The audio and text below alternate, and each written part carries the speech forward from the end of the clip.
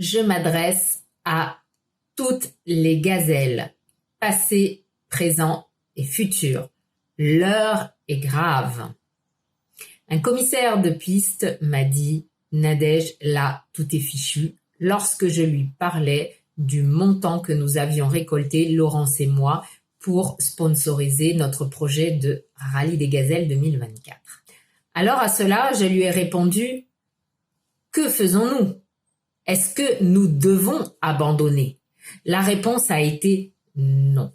Je lui ai clairement dit « Je continue, quoi qu'il arrive, jusqu'au 1er février 2024. » C'est la date de clôture des inscriptions pour le rallye.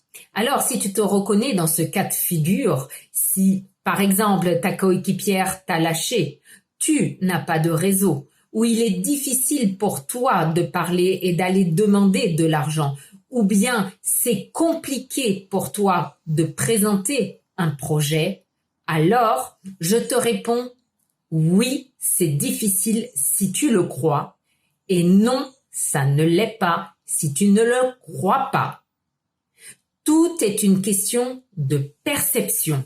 Joker Bike a annoncé une levée de fonds de 750 000 €. Écoutez bien, mesdames, 750 000 € le 5 juillet 2023.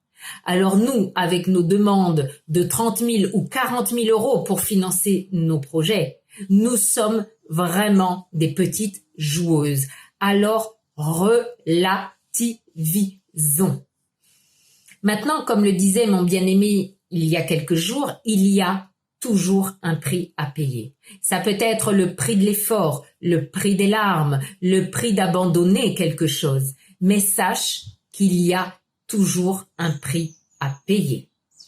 Vous criez, vous demandez, vous voulez obtenir ce que vous désirez. Mais est-ce que vous êtes prêt à cela? Alors, je te le demande, Laurence, es-tu prête à payer le prix? Andrea, es-tu prête à payer le prix? Cécile, es-tu prête à payer le prix? Stéphanie, quant à toi, es-tu prête à payer le prix? Aline, es-tu prête à payer le prix? Marie, es-tu prête à payer le prix?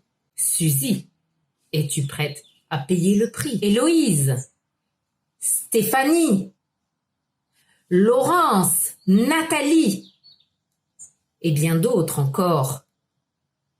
Êtes-vous prête à payer le prix?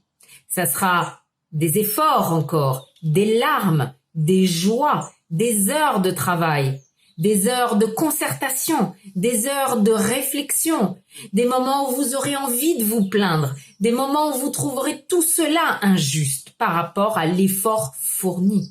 C'est vrai. Mais vous n'êtes pas les seuls dans ce cas-là.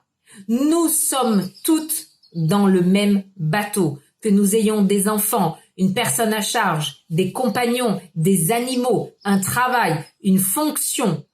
Nous avons toutes notre charge de travail. Maintenant, souvenons-nous quand nous étions enfants.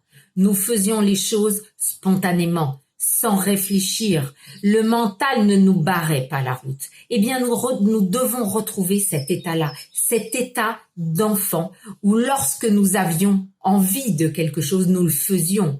Nous allions demander à nos parents, nous allions voir les enseignants et nous demandions. Alors, ça n'est pas plus dur que ça. Demandez, posez la question. Faites des essais encore et encore.